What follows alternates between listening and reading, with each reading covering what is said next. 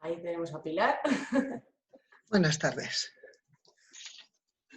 Bueno, Pilar, para las que no la conozcáis todavía, es la ponente de la conferencia en la que nos va a ilustrar en todo el tema de las mujeres rurales y las artes. No sé... Bueno, la gente se irá sumando porque hay personas en principio que todavía faltan, pero bueno, podemos ir a lo mejor dando comienzo. Bueno, Pilar ha dicho que prefiere cámaras encendidas, así que decisión de cada una. Bueno, no sé si nos conocéis todas, somos del Centro de la Mujer de Alovera, bueno, estamos situadas en Alovera, cubrimos demarcación de Alovera, Pozo de Guadalajara, Pioz, Fontanar, Valdarachas, Junquera de Henares, y creo que no me dejo ninguno. y bueno, pues hoy es el 15 de octubre, es Día Internacional de las Mujeres Rurales. Se intenta un poco reivindicar su labor, su enorme labor y su papel en la sociedad, que en la mayoría de ocasiones está muy infravalorado y nada reconocido. Y bueno, en esta ocasión tenemos el placer de contar con Pilar Vicente de Foronda, es una experta en estos temas, es artista, feminista comprometida, bueno, es licenciada en Bellas Artes, ha hecho diversas investigaciones en el papel de las mujeres en el arte y bueno, es agente de igualdad y contra la violencia de género también. He estado por ahí informándome. Y bueno, tenemos el placer de contar con ella, ya le doy paso para que ella misma se presente, que lo va a hacer seguro mejor que yo. Así que adelante. Bueno, yo nací en Pontevedra. No sé si lo sabéis porque se me nota poco, porque las monjas del Sagrado Corazón de Jesús, que eran las monjas favoritas de doña Carmen Polo, me quitaron el acento con sus métodos infalibles de educación pedagógica franquista. Como veis, tengo una pronunciación estupenda, castellana. Pero cuando me dijeron de hablar de mujeres rurales y de artistas, en la que pensé fue en Rosalía de Castro. Y dije, voy a empezar por ahí, porque hace mucho que nadie habla de Rosalía de Castro. Y me pareció un buen principio, porque es muy difícil elegir cuando te dicen un tema tan sumamente amplio, mujeres artistas rurales, por donde empiezas, ¿no? Entonces voy a empezar con Rosalía y voy a empezar con un poema. ¿De acuerdo? Y dice, adiós ríos, adiós fuentes, adiós ríos, adiós fuentes, adiós arroyos pequeños, adiós vista de mis ojos, no sé cuándo nos veremos. Tierra mía, tierra donde me crié, huertecilla que tanto amo y hierbuelas que planté, prados, ríos, arboledas, pinares que mueve el viento, pajarillos piadores, casitas de mi contento. Molino entre castaños, noches de luz de luna, campanitas timbradoras de la iglesia del lugar, zarzamoras de las zarzas que le daba yo a mi amor, caminos de los maizales. Adiós para siempre, adiós. Adiós gloria, adiós contento, casa donde yo nací. Dejo mi pequeño pueblo por un mundo que no vi. Dejo amigos por extraños, dejo vegas por el mar. Dejo, en fin, cuanto bien quiero, ¿quién pudiera no dejar? Adiós, adiós que me voy, hierbas de mi campo santo, donde padre se enterró, hierbas que he besado tanto, mi tierra que nos crió. Ya se oye, lejos, muy lejos, campanas del manzanal. Para mí, ay, pobrecillo, nunca más me tocarán. Esto está escrito en el siglo XIX y nos serviría a cualquiera de nosotras porque la maravilla de la poesía es que es absolutamente intemporal y la maravilla de una poesía escrita por una mujer es que a las mujeres nos toca. La ventaja de Rosalía es que era tan absolutamente light que afortunadamente pasó la censura del índice de Franco, con lo cual es de las pocas mujeres que ha trascendido y está dentro del canon. Vais a ver que no todas, ¿no? En una hora no da tiempo para mucho. Habría que hacer una cátedra de Historia de la Literatura de las Mujeres y una cátedra de Historia del Arte de las Mujeres. Habría que hacer cátedras de Historia de la Herstory, ¿no? Que es un poco en lo que yo llevo los últimos 20 años intentando desaprender lo que aprendí y aprender otra cosa, pero estamos muy lejos de eso, lamentablemente. No sé si habéis visto la polémica que hay sobre la exposición del Prado de invitadas, que con un poco de suerte le va a costar la dimisión al director, vamos a ver si lo conseguimos. Pero han hecho una exposición sobre el arte del siglo XIX en que seguimos siendo las mujeres que están tumbadas de rodillas, llorosas, las marginadas, pero en ningún momento nos han dado un papel protagónico, ¿no? Porque la ha dirigido un señoro con visión de señoro y es, bueno, buscar los artículos que se han ido haciendo desde M-Arte y Cultura Visual, que es muy interesante, la crítica feminista que se ha hecho, ¿no? En contraposición con lo que se ha hecho en Inglaterra, en la Tate Gallery, que se ha generado una crítica feminista de la Tate.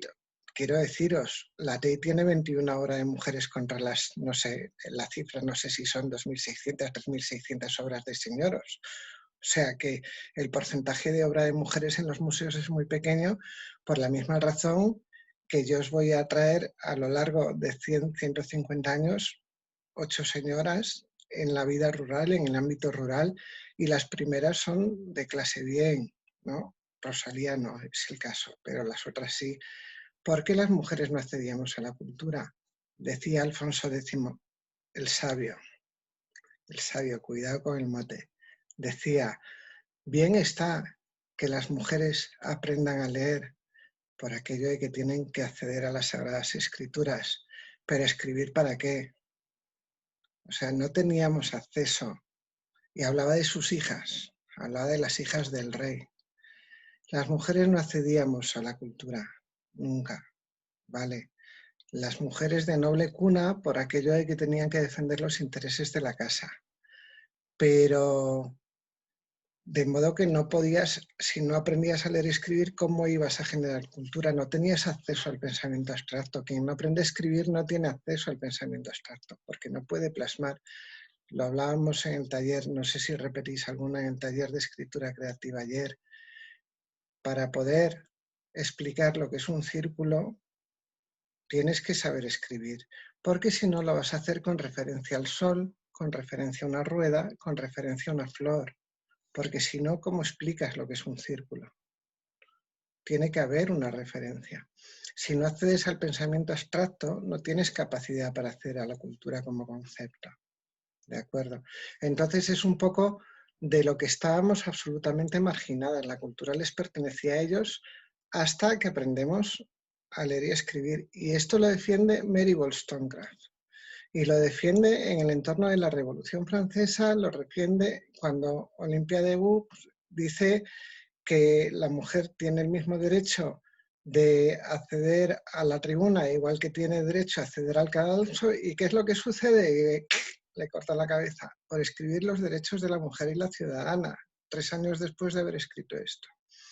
Y es en el entorno de estos años que Rosalía nace de una madre de clase media y de un sacerdote. Razón por la cual su origen está súper oculto durante un montón de años, hasta que por fin se sabe que Rosalía es la hija barragana de un cura. ¡Buah! Hay un oscurantismo y un secreto y una cosa, y al final, pues gente que se dedica a estas cosas y tal, se entera de que Rosalía es hija de cura, porque claro, eso era pecado pecadísimo. Entonces, todo el corpus de obra de Rosalía pasa al canon, porque es una poeta absolutamente extraordinaria. Además de extraordinaria, no se mete en temas especialmente delicados, pero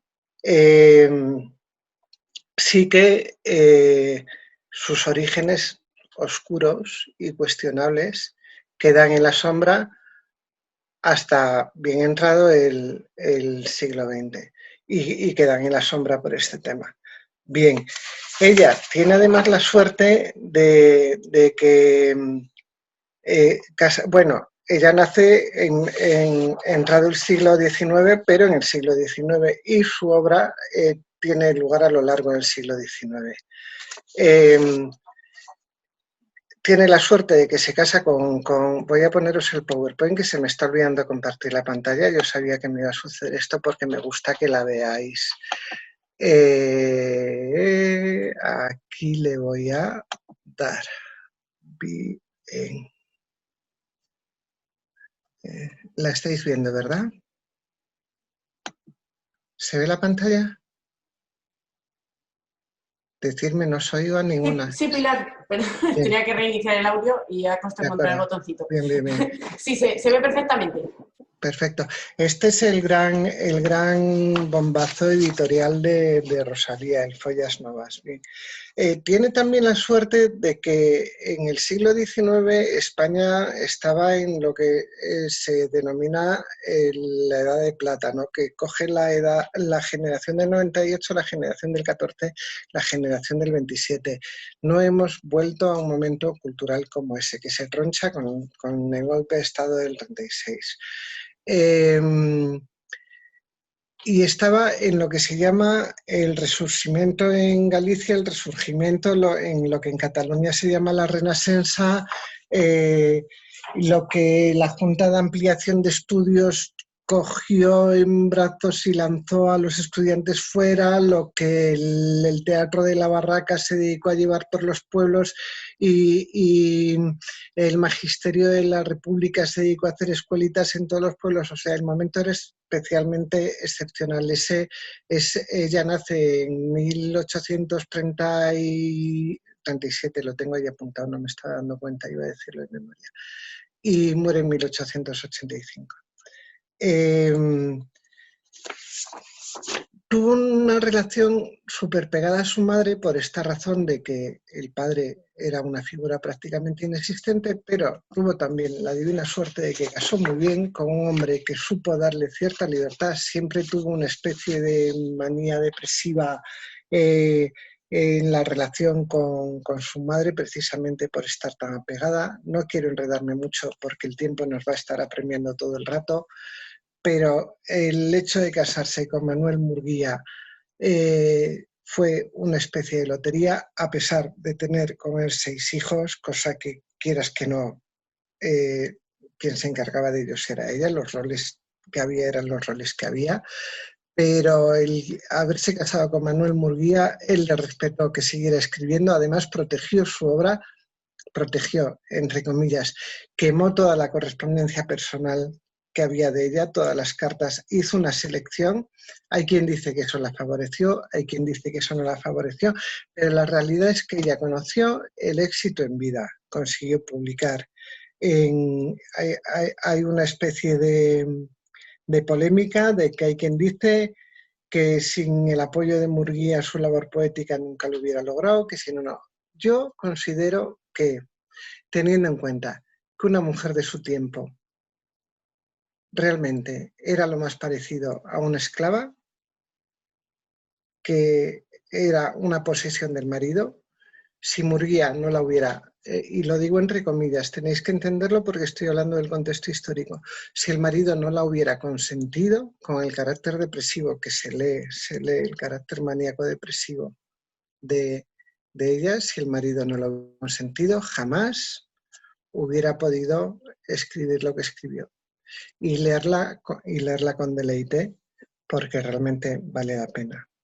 Bien, es una pena que Murguía destruyera las cartas porque nos hubiera aportado pues todo esto, que solo son elucubraciones, obviamente, pues lo hubiéramos podido saber.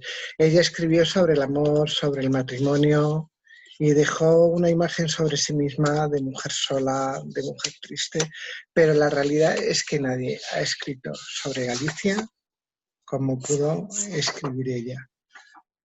Y nadie escribió sobre el amor hacia la madre como escribió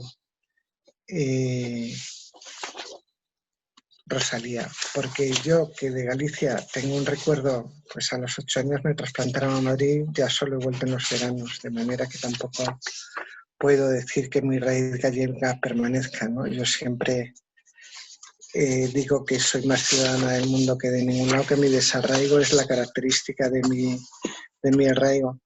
Pero con todo y con eso, yo oigo adiós ríos, adiós montes, adiós regatos pequeños, adiós hoyos, no sé cuándo nos veremos, si algo se me remueve. O sea, ella supo esta cosa de la morriña, caracterizarla como nadie. Bien, mi siguiente, aquí con todas sus criaturas, ¿no? Fijaros, imaginar, ¿no? Y luego es una mujer rural por naturaleza. Aquí está en la finca de La Matanza, que es donde vivía.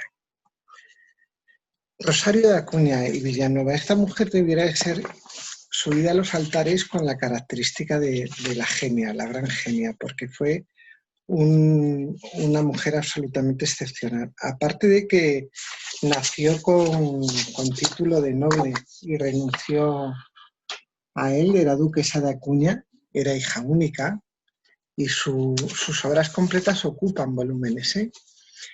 Es la gran desconocida porque es una de las, así como Rosalía entró en el canon, Rosario de Acuña tiene tantos méritos o más que Rosalía, porque la obra de Rosalía solo es poética. La de Rosario de Acuña abarca todo tipo de géneros. Y Rosario de Acuña tuvo tanto éxito en vida como Rosalía. A ver si consigo contároslo en orden, que la memoria no me funciona como yo quisiera a estas horas.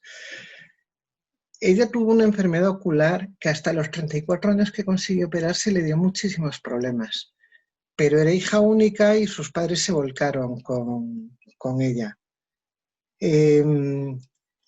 Entonces, su padre le estuvo viajando mucho y la remitió mucho a la naturaleza, y en lugar de hacer lo que se hacía entonces, que era llevarla a un colegio de monjas donde le hubieran enseñado lo que es un poco de música, lo que eran las características de un ocio ilustrado de la época, ¿no? Que aprendiera a bordar, un poco de música, a entretener el maridito y las reuniones sociales de una señora bien.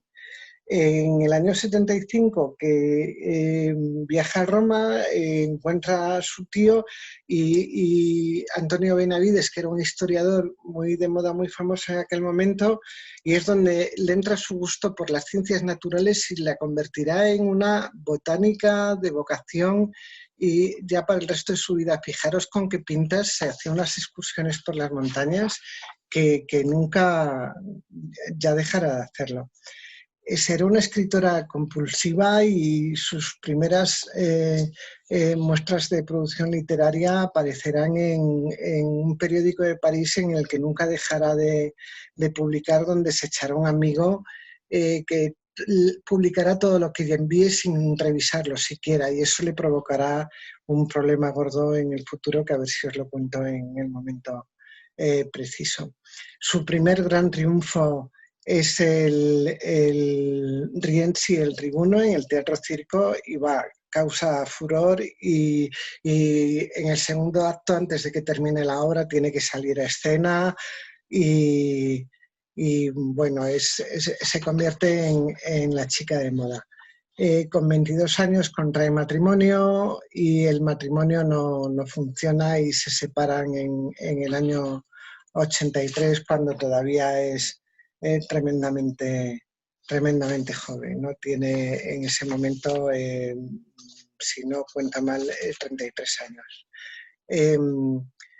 Desde el año 81 ella está viviendo en Pinto, porque ya, cuando ha habido un probable éxito en el teatro, ha descubierto que lo de la ciudad no le gusta, las intrigas de palacio, ella que tiene título nobiliario además no van con ella, y son los tiempos en que está la monarquía que va y que viene, y entonces se dedica a escribir compulsivamente. Escribe en el Correo de la Moda, escribe en sus folletos sobre la influencia de la vida del campo en las familias, el lujo de los pueblos rurales.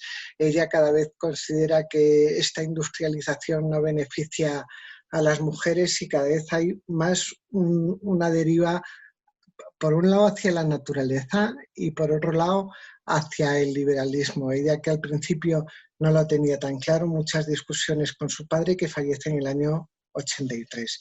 Finalmente acaba afiliándose, iba a decir, acaba haciéndose masona, no se afiliaban.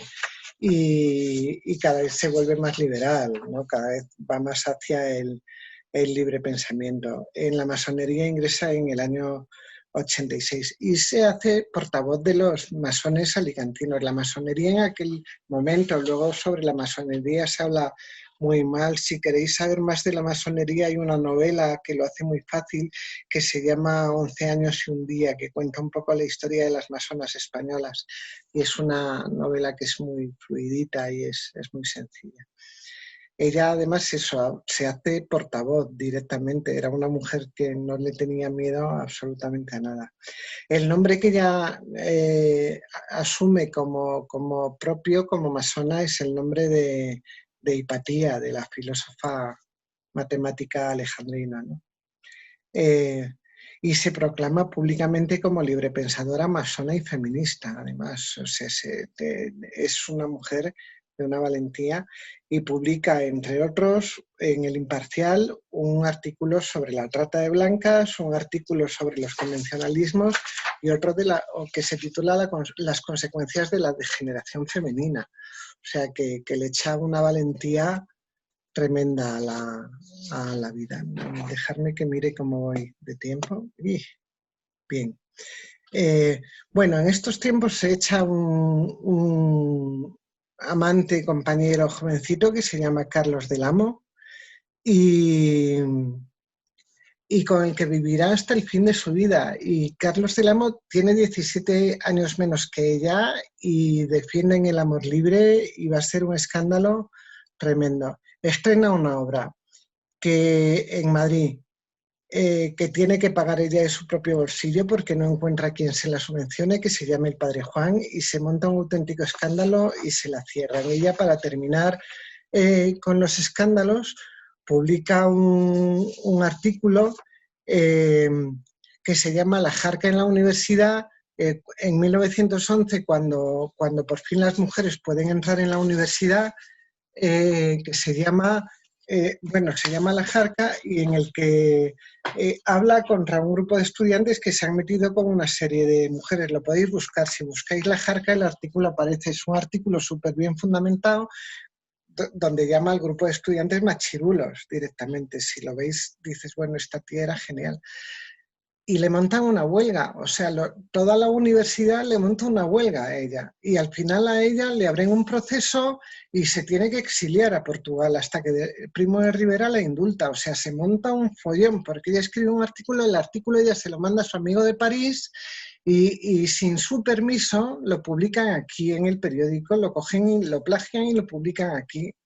Y bueno, le montan un pollo, que se monta un lío total, que al final ella, ya un poco harta de todo, se retira ella monta una explotación avícola con gallinas, consigue que sea rentable, se retira a Gijón y ahí se dedica ya solo a escribir, y es donde terminará. Cuando ya varias veces le entran en la granja y ya ve que ya no puede continuar con la granja, se pilla una casita en Gijón y sus últimos días los vive en Gijón tranquilamente. Y bueno, esta os iba a leer, pero es que se me come mucho el tiempo. Es una mujer que escribe contra ella, una de las conservadoras, que le manda una carta, una crítica absolutamente cruel y despiadada, porque claro, están las mujeres liberales, progresistas, masonas y feministas, y luego están las mujeres conservadoras que hablan en nombre del clero. Esta es Pilar Sinués, ¿no? Dice: la señora doña Rosario de Acuña, que ha dado gallardas muestras de su talento en su magnífico drama Rienzi, el tribuno, en sus artículos en El Campo y en otros varios trabajos, demuestra hace años un extravío mental originado sin duda por las ideas librepensadoras que en hora fatal para ella han penetrado en su cerebro. Es asidua colaboradora del periódico Las Dominicales del Libre Pensamiento, cuyas páginas apenas lee nadie. Es el peor camino que esta señora de indiscutible talento pudiera elegir para andar decorosamente en el mundo literario, etcétera, etcétera, etcétera. sea que como es de rigor, nos sucede ahora exactamente lo mismo, el patriarcado utiliza a las mujeres contra las propias mujeres, ¿no? De modo que las propias mujeres le daban respuesta, también había muchos conservadores atacándola. El rollo es que de Rosario de Acuña y de sus libros no quedó ni huella, pero ni huella. Durante el franquismo hubo un laminado absoluto, ¿no? Y todo su discurso, que era brillante, desapareció, y la recuperación de su figura está siendo extremadamente difícil. Pero bueno, ahora sus obras completas han sido recuperadas y realmente a mí me parece súper valiente su figura y su manera de vivir también. O sea, que ella renunciara a su título y al vivir en la corte, a pesar del éxito literario, se fuera primero a vivir a Pinto. Bueno, doña Emilia, que si estuviéramos hablando de mujeres intelectuales, os la contrapondría con Concepción Arenal, pero Concepción Arenal era más jurista y filósofa solo, ¿no? Entonces, pero os recomiendo que le echéis también un ojo a la figura de Concepción Arenal, porque eran como contemporáneas y se daban un poco el qué o la una a la otra, ¿no? Pero Emilia Pardo Bazán era una fuerza de la naturaleza. ¿Por qué os la traigo como mujer rural? Porque ella 4 meses al año se retiraba al Pazo de Meirás, que luego le quitaron a su familia, porque eso fue un robo clarísimo, se lo acaba de devolver el Estado ahora ya al pueblo gallego, ¿no? Pero está claro que después de la Guerra Civil eso fue un claro robo. Doña Emilia, que también nace, igual que Rosario de Acuña, como hija única, hija de, lo tengo por aquí, a doña Emilia.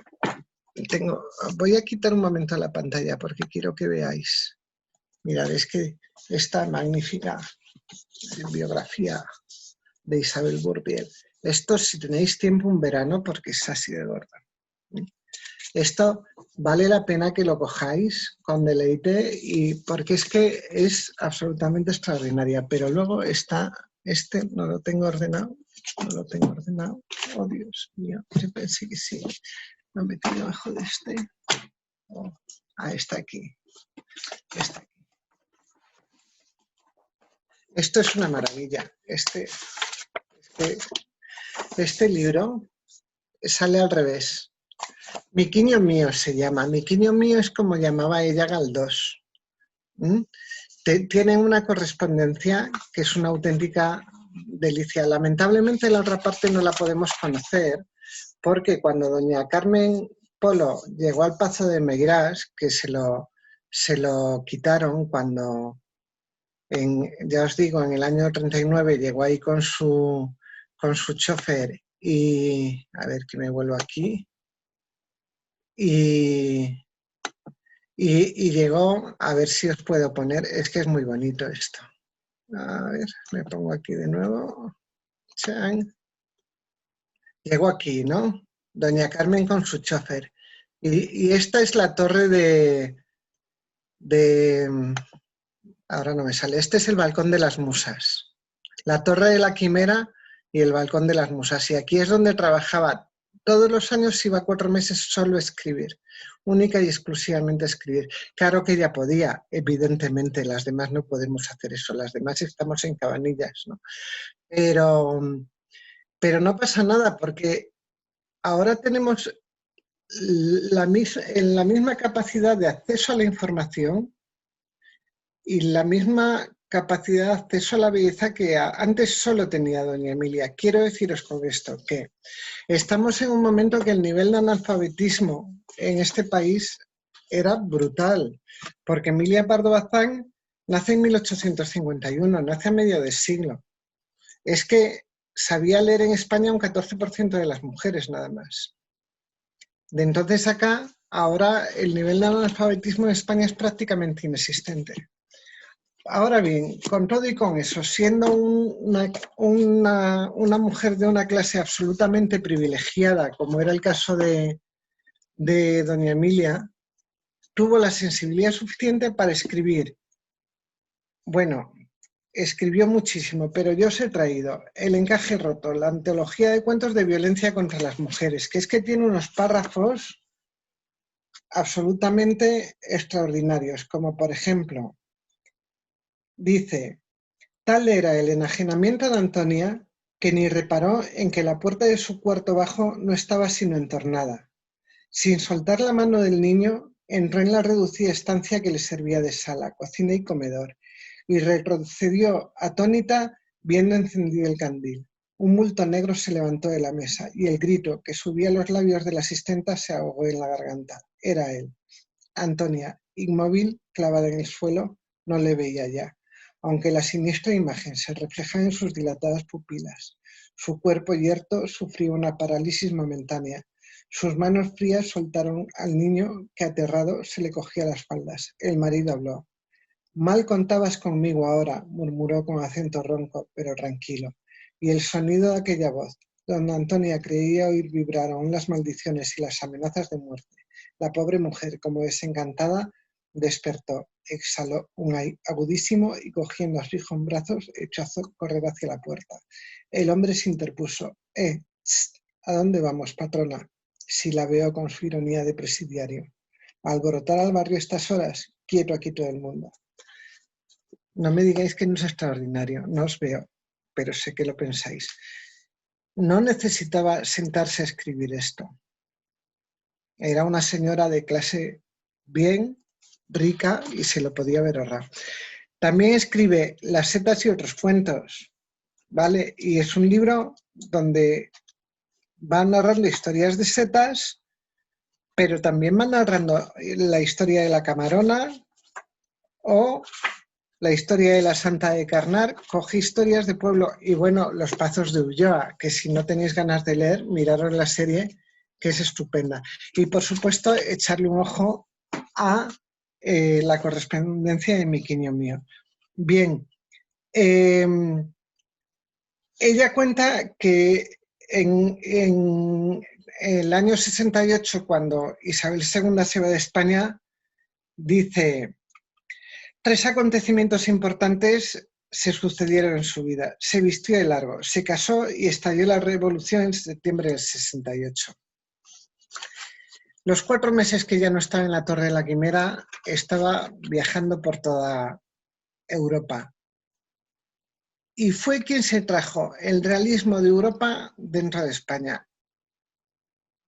Doña Emilia tuvo la suerte también de entrar dentro del canon, a pesar de lo cual no están en los libros de texto, esto que lo sepáis, ¿eh? O sea, si cogéis un libro de lengua, es muy difícil que Rosalía o que Emilia estén en ellos. A lo mejor, no siempre, ¿vale? Tienen más probabilidades de que esté ella que Rosario Acuña, pero es difícil. Bien. Se presentó para la Real Academia, también se presentó Rosario Acuña, ninguna de las dos entró, ¿de acuerdo? Pero en 1916, ya os digo que a partir de 1910 las mujeres podían entrar en la universidad. El ministro de Instrucción Pública la nombró catedrática de Literatura Contemporánea y Lenguas Neolatinas de la Universidad Central, lo cual no deja de ser un hito, porque había muy pocas catedráticas en aquel momento. Vale, vamos con la siguiente. Bueno, fue interlocutora de todos ellos, porque tenía un poderío. Y luego, como contraposición a Concepción Arenal, ella se adornaba mucho, se emperifollaba muchísimo, se ponía unas plumas, unos gorros, unas cosas. Y le decía unas cosas a Benito Pérez Galdós: te voy a aplastar con mi pesote, y cosas así. Bueno, es leeros la correspondencia, que a mí me gusta mucho lo irreverente que era, me encanta. Bueno, Carmen de Burgos, otra mujer estupenda, nace en Radalquilar, en Almería, y nace en un terrateniente. Era prácticamente imposible que una mujer de clase baja pudiera llegar a producir obra. No obstante, Luisa Carnés, que salió hace poco, Tea Rooms, no sé si lo habéis leído, lo que pasa que es una novela que es absolutamente urbana porque sucede en la Gran Vía, en una pastelería de la Gran Vía. Entonces, es la razón de que no la haya traído, pero está escrito por una chavala de clase obrera, ¿vale? Pero en el campo, fijaros qué nivel, no sé si tenéis en mente Los Santos Inocentes de Delibes, ¿no? O sea, qué nivel de cultura puede tener alguien de clase baja en el campo. El acceso a la cultura, como os decía, solo lo puede tener alguien de clase media alta, ¿no? Entonces es el caso de Carmen de Burgos. Era hija de un terrateniente. El cortijo de Carmen de Burgos está en ruinas en Rodalquilar. ¿Habéis visto la película de La novia? Es donde se rueda, ¿no? Donde hacen esta cosa con los cristales que se rompe. Si no la habéis visto, miradla, que es una película bellísima.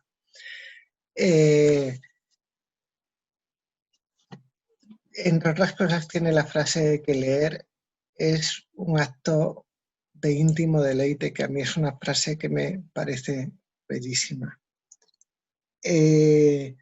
Fue periodista, escritora, traductora, escribió Los derechos de la mujer, donde ya se enuncia el concepto de género.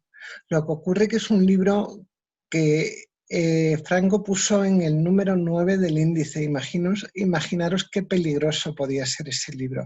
Lo ha editado hace un par de años, o a lo mejor hace uno, no hace tanto, Mercedes Gómez Blesa.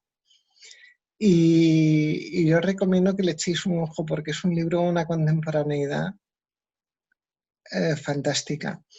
Abrió un debate en el periódico sobre el divorcio, porque ella se divorcia, la casan muy joven, la casan con 16 años y el marido es un maltratador desde el minuto 1. Ya ella cuenta su noche de bodas como un auténtico susto, igual que la cuenta Campo Alange, ¿no? Campo Alange lo cuenta de un modo mucho menos traumático que ella, no estaba preparada para vivir lo que vivió y el marido en ningún momento muestra ninguna sensibilidad. Se le muere el primer hijo, se le muere el segundo, se le muere el tercero, ya su cuarta hija sobrevive. Se dedica por las noches a estudiar y consigue sacarse una plaza de maestra en Guadalajara. De modo que con 33 años llega a Guadalajara y se dedica a mandar todo tipo de artículos a la prensa de Madrid. A raíz del mismo suceso con el que García Lorca escribe Bodas de sangre, ella escribe Puñal de claveles antes de que García Lorca escriba Bodas de sangre. Y lo tenía por aquí, a ver si encuentro el papelillo, porque es que se me mezcla aquí de todo. Y luego lo encuentro, quería leeros de un parrafillo. Escribe: su cautividad le impedía ya salir a la calle. Una mujer amonestada no se presentaba en ninguna parte ni salía de su casa. Le pareció que los ojos de Antonio la miraban con expresión distinta, con algo de amo, de vencedor, como si la evaluase y tomase posesión de su cuerpo. Experimentaba algo doloroso, algo de vergüenza. Y esto es de Puñal de claveles. Y esta es la cubierta de la primera edición. Tuvo un éxito fantástico con todo lo que inició. Era una mujer con un empuje. Bueno, Primo de Rivera la destierra por un artículo que escribe y la destierra a Toledo, ¿no? Y en Toledo ella está en el Hotel Castilla y están haciendo un expolio absolutamente tremendo de obras de arte, ¿no? Están los americanos llevándose. Entonces lo denuncia también, entonces la vuelven a desterrar, entonces se va de cronista a la guerra de Marruecos, o sea que es la primera periodista de guerra que tenemos en este país, de modo que ella es absolutamente incansable y en ningún momento deja era una luchadora de primera y era absolutamente imbatible a la hora de estar denunciando situaciones injustas. Aquí la tenéis, imaginaros en medio de toda esta ropa, con esas sayas, lo que tenía que ser estar, además mandando las crónicas para que la gente se enterara de lo que estaba sucediendo allí directamente, ¿no? Escribe también por Europa en 1910, ¿no? Forma parte de la Junta de Damas de la Unión Iberoamericana, una organización que acaba derivando al feminismo más radical. Y bueno, gracias al final a todo este grupo de mujeres que son Carmen de Burgos, que es Rosario de Acuña, que es Emilia Pardo Bazán, hicieron todo un colchón que acabaron formando lo que fue el Liceo Club, lo que fue la Junta de Ampliación de Estudios, y de ahí muchas veces se dice que Clara Campoamor consiguió el voto sola. No, tenía todas estas mujeres detrás, toda la liga de mujeres detrás, que hicieron un gran desfile por la Gran Vía. Muchas veces se habla de que en España no hubo un movimiento feminista. Sí que había un movimiento feminista formado por todas ellas, ¿no? Este es un acto a favor del divorcio en esta campaña que hizo en el ABC.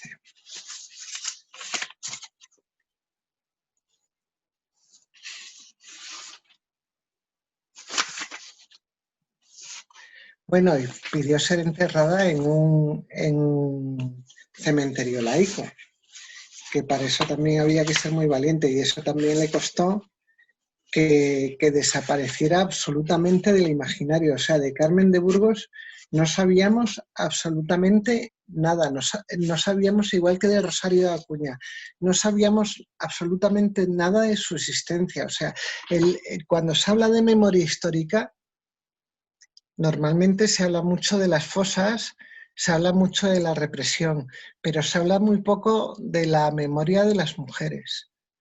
Y se habla muy poco de las mujeres que estuvieron en los márgenes, como fue el caso porque Carmen de Burgos en Madrid vivió muy pocos años. La mayoría del tiempo estuvo en el destierro o estuvo eso primero en Rodalquilar y luego en Guadalajara. Concha Espina, que le sucede lo mismo, nace en una familia de clase media, es la séptima de 7 hermanos. Al ser una familia tan grande, además, nunca iba a poder, a no ser que diera un pelotazo maravilloso y se casara con un súper rico, pero nunca iba a poder subir de escalafón, siempre iba a bajar. Publicó muy pequeña y llegó a usar 5 seudónimos. Lo que nos pasa con los seudónimos también le pasaba a Carmen de Burgos, que publicaba como Colombine, y además Carmen de Burgos publicaba como Colombine no porque ella quisiera, porque Carmen de Burgos era muy asertiva y era muy hecha para adelante. Ella publicaba como Colombine a petición de su editor, porque Colombine era muy asexuado, podía ser de hombre y podía ser de mujer. Concha Espina utilizó estos 5 seudónimos por el problema que tenemos las mujeres con la identidad, que muchas veces no sabemos en qué parte colocarnos para que se nos vea, porque normalmente no se nos ve, siempre nos sobra, nos falta algo, ¿no? O eres muy alta, o eres muy baja, o eres muy gorda, o eres muy flaca, o eres muy lista, o eres muy tonta. Que al final lo que tenemos es que aprender a convivir con la descalificación, porque ya de principio se sabe que nunca lo vamos a hacer bien.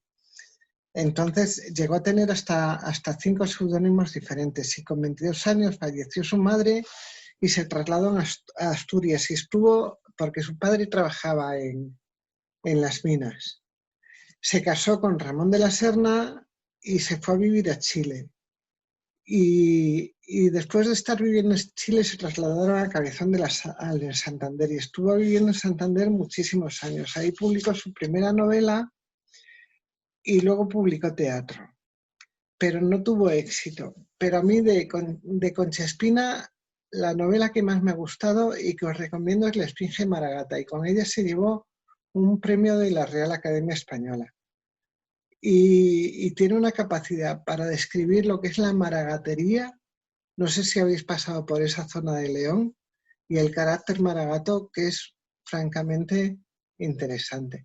Luego, ella protegió mucho a Marie Blanchard, y tuvieron una relación ahí porque vivían un tiempo en Madrid y esta cosa que se dice de que las mujeres no se apoyan, muchas veces el empoderamiento de una mujer no sabes por dónde ha venido y yo voy viendo que en muchos casos viene de alguna otra mujer en algún momento de la vida, ¿sabes? Bueno, os voy a cambiar un poco de tercio porque os he estado hablando de escritoras todo el rato, pero es verdad que una de las maneras más interesantes y más fáciles por el que las mujeres trascendemos es a través de la escritura. E incluso mujeres que han hecho otras cosas en su creatividad, la manera más fácil de trascender es cuando escriben su autobiografía. Menchual es una grandísima pintora, esto es su antológica, pero ella vivió hasta 2008. Que debiera estar en el Reina Sofía, pero como al director no le gusta, no la cuelga. Y os prometo que tiene cuadros de Juan Gris y cuadros de Redondela mucho peores de los pintados por esta mujer. O sea, hay un nivel de injusticia que debiéramos de iniciar campañas para que esta mujer fuera colgada en el Reina, porque es algo absolutamente impresentable. Y habría que arreglarla.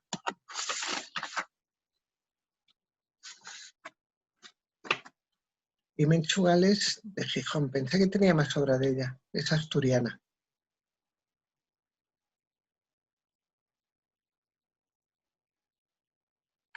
Amalia Avia es castellano-manchega. Hay un premio de arte que se llama así, Amalia Avia. Y Amalia Avia está se casó con Lucio Muñoz y forman parte de la escuela de realismo madrileña, así llamada, que es la escuela Antonio López. Y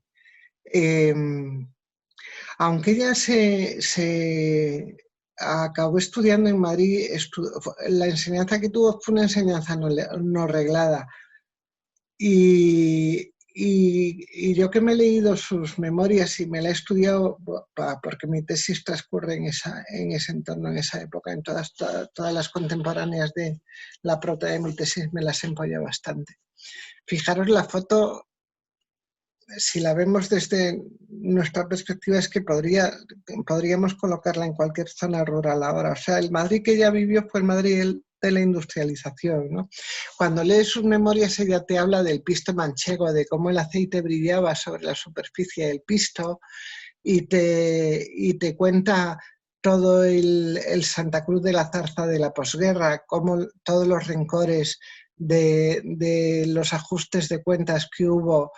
Su padre desapareció y fue depurado por el bando republicano, entonces su familia era como muy de los nacionalistas y había como muchos rencores y esto ella lo vive de una manera que intenta ser muy neutral, ¿no?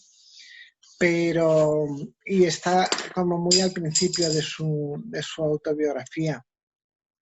Pero hay una cosa que a mí me interesa mucho, os lo voy a leer porque ella lo explica muy bien. Ella dice, en mi familia el nivel social cambiaba de Madrid al pueblo. En Madrid éramos de clase media y al llegar a Santa Cruz nos convertíamos en clase alta, pero no tanto como para despegarnos de las costumbres y manera de concebir la vida de clase media, por lo que padecí de lleno todos sus defectos y deformaciones. Y entonces tenía veranos muy largos que los vivía en zona rural, luego tuvo una temporada que vivió mucho en el pueblo, entonces en Madrid era como la extranjera y en el pueblo era como la niña bien. Al final tenía como una gran parte de desarraigo. Y fijaros, si veis su pintura, que es muy bueno, aquí está con su marido, tenía un estudio súper chulo en la Puerta del Sol, en Madrid, pero fijaros su pintura. No deja de ser una pintura que es como muy castellano-manchega. A mí me gusta mucho por eso, porque, ¿lo veis? No es una pintura que sea una pintura urbanita, que es por lo que os la he traído. No sé si estáis de acuerdo conmigo, probablemente un crítico de arte me mataría por esto que os estoy diciendo. Déjame que vaya para atrás. Ya, pues. No sé cómo voy de tiempo. Bien, bien, 3 minutos. Estoy acabando ya, ¿vale? Bueno, ya aquí voy a dejarme que quite torre de libros que se me están comiendo viva. Voy a pasar al final. Las contemporáneas. Os he hecho 100 años de historia de... Estos chavales de Gerona. Es una maravilla. Y trabajaba en artes gráficas. Un día un colega le dijo que por qué no se iba a pintar grafitis con ella. Y fijaros qué cosas empezó a hacer. La tenéis en Instagram, ¿vale? De modo que podéis seguirla por Instagram. Y se dedica a hacer arte urbano. Empezó haciendo grafitis y ella dice que solo quiere pintar mujeres. Ha empezado hace muy poco, empezó hace 3 o 4 años. Es una artista en construcción completamente. Y está pasándose ahora ya a otros soportes, ¿no? Pero este es de los primeros que hizo. Pero a mí me parece una maravilla. Y de momento está solo haciendo cosas en zona rural, no se ha pasado a zona urbana y me parece una explosión, absolutamente.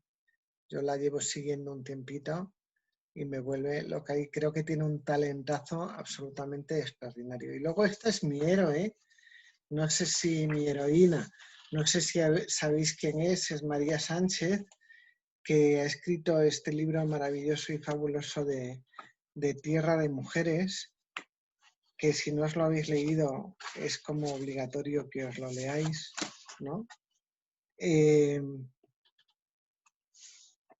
dice cosas como esta. Dice, siempre he pensado que lo radical y lo realmente innovador sucede en nuestros márgenes, en nuestro medio rural, en nuestros pueblos. Lazos nuevos, tejidos que se crean, proyectos rompedores, ideas maravillosas, asociaciones, colectivos. Y las que están detrás de todas estas iniciativas, en la mayoría de los casos, son mujeres. Mujeres unidas, reivindicándose y haciendo notar su voz, ocupando los lugares que les correspondían, llegando poco a poco y al fin a los medios, haciéndose con el espacio que les tocaba y que siempre les había sido arrebatado. Esto lo cuenta en su libro Tierra de Mujeres, ¿no? Que este libro tiene que ser nuestro libro de cabecera, así como bandera, ¿vale? Y dice más cosas. Dice, hablando de cuando se independizó, dice, cuando me independicé, habla de su, en este momento tengo la duda de su abuela. Dice, cuando me independicé, me preparó un ajuar de mujer independiente, con tacitas, teteras, platos y cafeteras. Me regaló un juego de café de mi bisabuela Rosario, para que lo tuviera a la vista en casa, para que me sintiera orgullosa de ellas. Yo te preparo y te regalo el ajuar, pero no hace falta que te cases, que tú te apañas muy bien sola. Me encanta. Y tiene este libro que es Tierra de Mujeres, ahora os lo enseño porque tiene una portada que es una delicia. Y luego tiene un poemario que también es bellísimo, que se llama Cuaderno de Campo. Y dice, esta es la mano que cuida. Yo lo aprendí así. Voy a quitar esto para que nos veamos. Y ahora si le dais a la cámara y os veo, me gusta más. Dice, yo lo aprendí así. Todo árbol es un conjunto de órganos que realizan una función. Todo animal es un conjunto de órganos que realizan una función. Todo elemento es un conjunto de órganos que realizan una función. Antes de exponer la anatomía hay que comprender y esperar lo que vendrá de dentro. Todo objeto o animal que se quiere introducir se someterá a la cuarentena, invasión, daño, plaga. Aquí no es posible que el riesgo permanezca. Sin la mano que cuida, sin la voz que ordena, comportamiento y especie están destinados a desaparecer. Este es el lazo innato de unión con el Mesías y el pastor. Al verse amenazados, tendrá lugar una verdadera digestión del tejido y del cuerpo de todo lo que se oponga a su paso. Vivir en grupo facilita el avistamiento y la detección de los depredadores. Cuando se sucedan acontecimientos anormales en el grupo, no habrá ni autopsia ni debate. No se permitirá levantar la vista fuera de los límites establecidos. Después de todo esto, creemos que el lector con inquietudes por saber y conocer se encuentra al fin preparado, en condiciones de comprender el tremendo daño y dolor que ellos, por el bien de los demás, soportan. No me digáis que no es para adorarla profundamente. Yo estos 2 libros Por favor, comprároslos, porque son una maravilla. Me parece esta chavala una crack. Y está peleada conmigo, que lo sepáis. Pilar, ¿podrías repetir el nombre de la última autora que has hablado? María Sánchez. Vale. La encontráis en YouTube, es muy mediática. María Mercromina en Twitter. Yo la adoro, la adoro.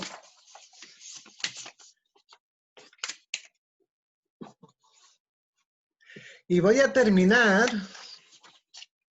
si la encuentro y no lo he perdido,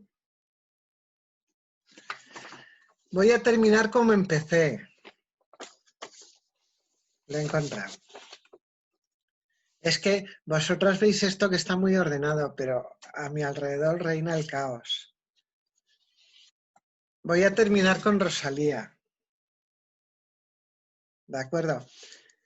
Dicen que no hablan las plantas, ni las fuentes ni los pájaros, ni el onda con sus rumores, ni con su brillo los astros. Lo dicen, pero no es cierto, pues siempre cuando yo paso, de mí murmuran y exclaman: ahí va la loca soñando, con la eterna primavera de la vida y de los campos. Y ya bien pronto, tendrá los cabellos canos, y ve temblando aterida, que cubre la escarcha el prado. Hay canas en mi cabeza, hay en los prados escarcha, mas yo prosigo soñando, pobre, incurable sonámbula, con la eterna primavera de mi vida que se apaga, y la perenne frescura de los campos y las almas, aunque los unos se agostan y aunque las otras abrasan. Astros y fuentes y flores, no murmuréis de mis sueños. Sin ellos, ¿cómo admiraros? Ni cómo vivir sin ellos.